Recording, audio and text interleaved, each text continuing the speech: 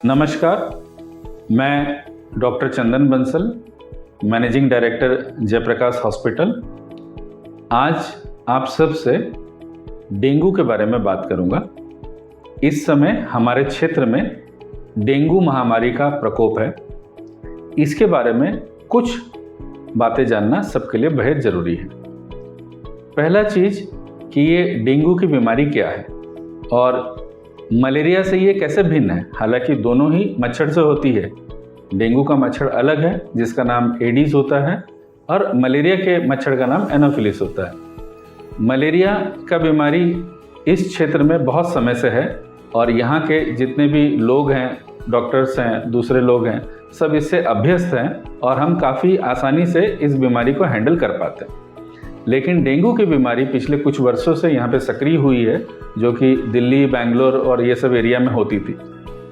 Dengue की जो बीमारी है, ये डेंगू बेसिकली एक वायरस होता है जिसके 4 सीरोटाइप होते हैं और डेंगू 3 तरह का होता है। एक साधारण डेंगू बुखार होता है, एक डेंगू शॉक सिंड्रोम होता है और एक डेंगू हेमोरेजिक फीवर होता है। जो साधारण डेंगू बुखार होता है वो किसी भी नॉर्मल बुखार की तरह होता है और वो बहुत आसानी से पेशेंट अगर घर में भी रहे तो वो हैंडल हो जाता है। किंतु डेंगू शॉक सिंड्रोम और डेंगू हेमोरेजिक फीवर में बहुत दिक्कत होती है और इसमें कई बार पेशेंट इतना क्रिटिकल हो जाता है कि उसको आईसीयू में रखना पड़ता है और कभी कभी पेशेंट की जान भी जा सकती है।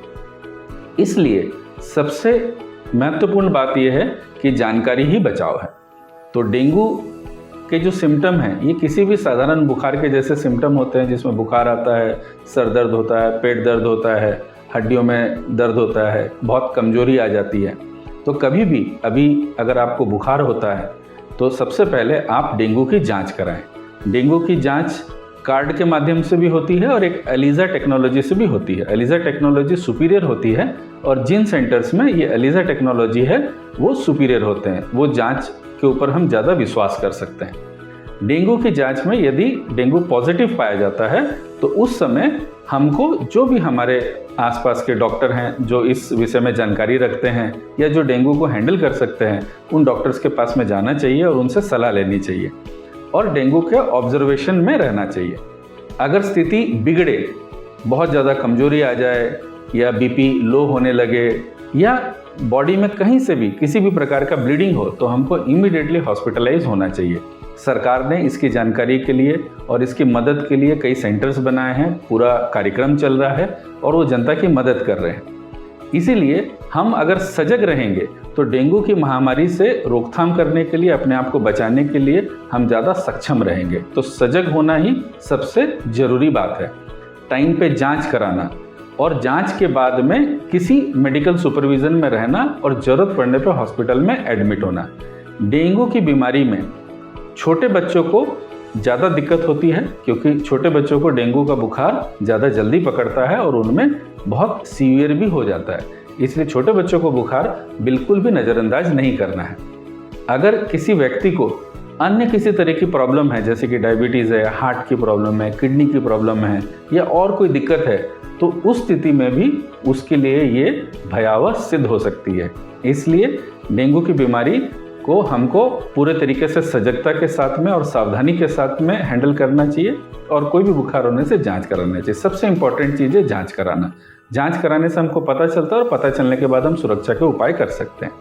इसी के साथ साथ में हमको उन बातों का भी ध्यान रखना चाहिए जिससे हमको मच्छर ना काटे, जिससे डेंगू फैले नहीं। तो ये आप सब जानते हैं, लेकिन हमको प्रैक्टिस करना है कि हमारे आसपास गंदगी ना हो, पानी का जमाव ना हो और हम अपने घर में मच्छरों को आने से रोकें। और अगर मच्छरों को आने से नहीं रोक पाते हैं तो रात में हम इस तरह के उपाय करें जिससे मच्छर हमको ना काटे, जैसे कि मच्छरदानी है या दूसरे अन्य उपाय हैं।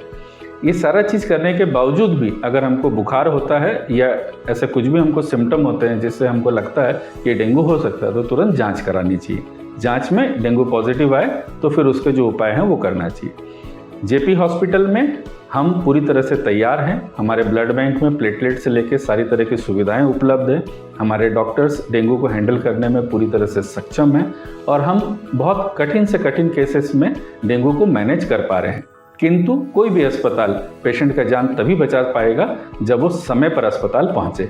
अगर वो समय पे नहीं आते हैं, बहुत क्रिटिकल कंडीशन में आते हैं, तो मैं जेपी हॉस्पिटल या कोई भी हॉस्पिटल उस पेशेंट को हैंडल नहीं कर पाएगा। तो मैं उम्मीद करता हूं कि आप सब लोग सजग रहेंगे, इस जानकारी के माध्यम से अपने आप को सुरक्षित रखने का पूरा प्रयास करेंगे और किसी भी परिस्थिति में जेपी हॉस्पिटल आपके साथ है।